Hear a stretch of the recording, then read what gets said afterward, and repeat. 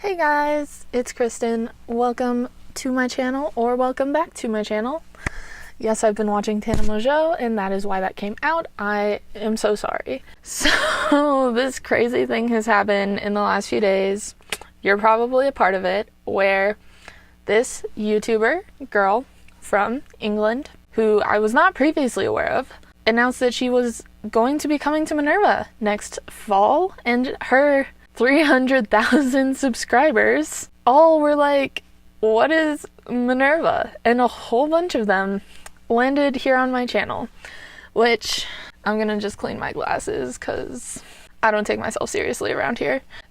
But because clearly I have posted a lot of stuff about Minerva, and I'm glad they found my channel, because the reason I made all of those videos is so that people would be able to find out about Minerva from a voice myself that I feel is able to represent it in a way that there isn't enough of online, and that's a student voice. So if you're one of those new people, welcome. Thank you so much for subscribing. But because of this, the next 3 or 4 videos I was going to put up weren't explicitly about Minerva, and now I feel like I want to say more about Minerva, mainly because of all the awesome comments I've been getting, asking me questions, helping me understand what it would be useful for me to explain more. So I am going to talk about Minerva today, but I'm still going to post those videos that I was working on that aren't as about Minerva. I have had so many thoughts since I've been replying to more comments than usual. And so today I thought I would jump into something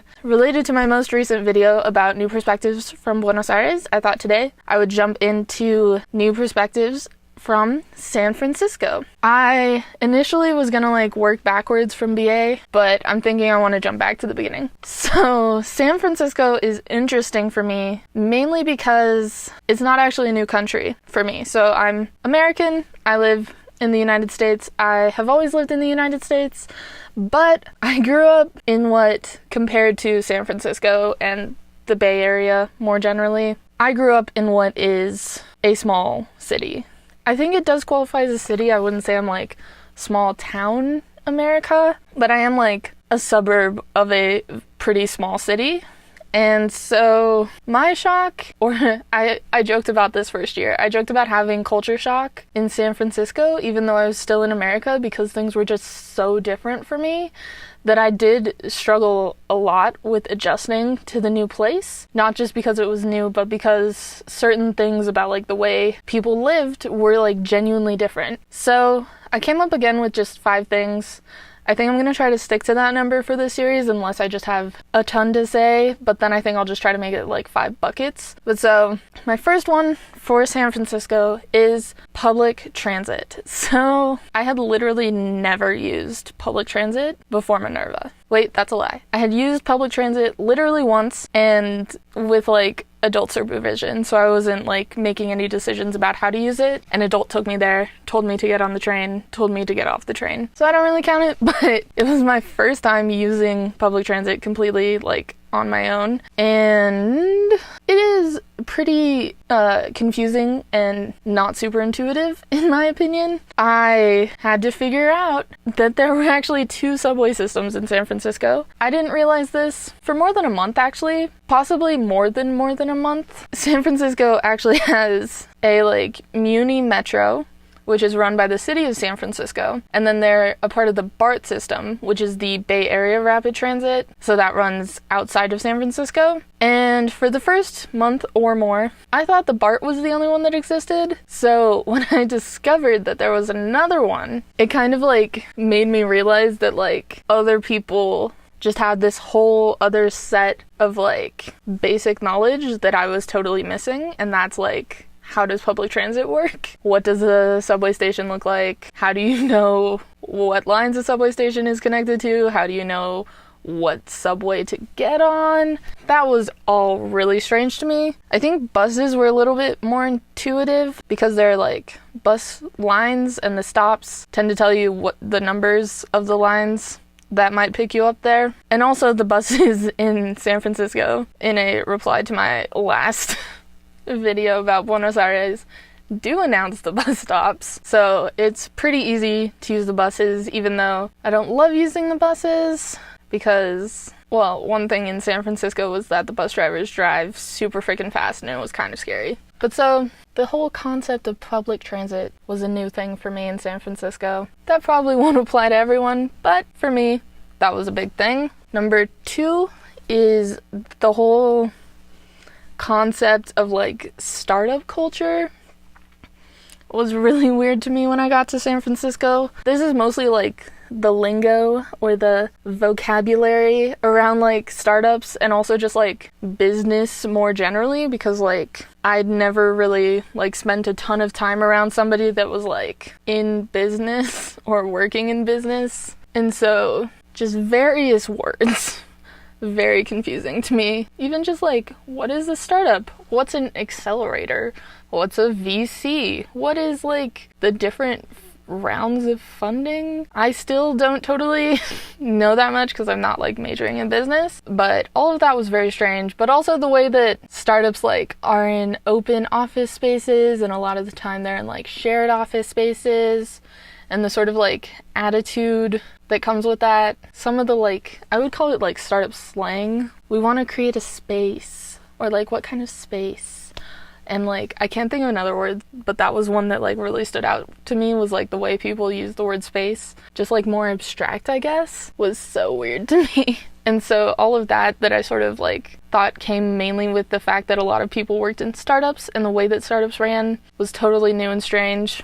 And then related to that, number 3 was like the way that some people really like live for their job and like are willing to overwork themselves because they care about their job and not just because they need money, or like because they feel like they need to be giving all of their life to their job. And I think this comes more so from like the big companies that are based in San Francisco or near San Francisco, like in Silicon Valley, and the way that people are sort of like reverent towards working for that kind of place, and it can be very all-consuming, and you can kind of base your whole identity around a job. Was very weird to me because neither of my parents are like that. My parents have jobs to pay the bills. It's like just the little things on this one, like the fact that someone would be like running down the street in a business suit, or like the way people introduce themselves if they work at Google. That sort of like attitude towards work,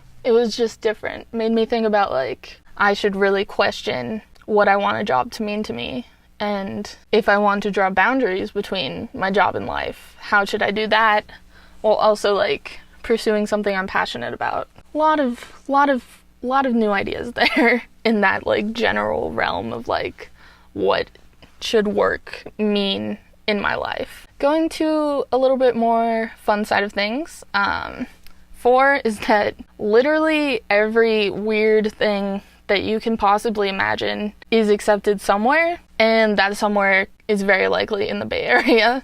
Basically, like, a lot of like norms aren't as strongly norms in the Bay Area, but in a way it has its own set of norms of being weird. So like, part of this might be because my family and where I live is like somewhat conservative in some ways, and San Francisco is just totally not. But like, a lot of things that when I grew up I would have assumed you should be like ashamed of or hide aren't always things that people are ashamed of or hide in San Francisco. And that made me think about like really putting myself in an environment where I wouldn't have to hide might be a thing that's actually possible and a thing that I should try to do. So that was cool to realize weird shit is not always weird shit. And the 5th and final thing is that a lot of young adults, and particularly a lot of college graduates, are still like really messed up, still really don't have their life together,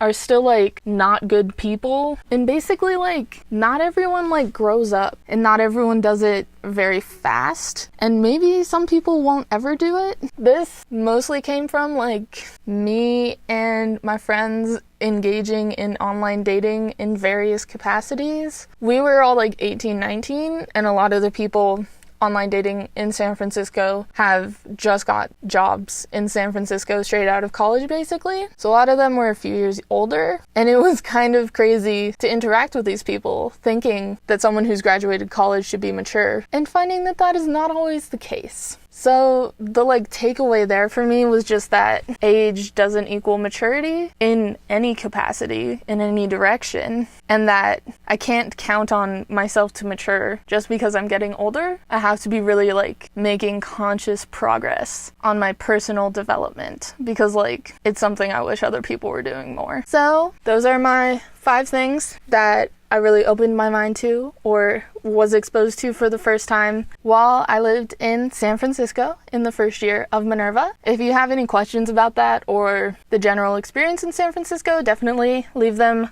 on this video, but also feel free to leave any questions about anything Minerva related. I really loved hearing what people are curious about, and I'm going to be making more extended videos around the topics that I've been seeing in some comments. So even if I do answer your comment directly, if I feel like there's more to say, I might say it. So thank you for watching this video. I hope you subscribe if you liked it, and give it a like if you want to see more stuff like this. I'll see you next time. Bye!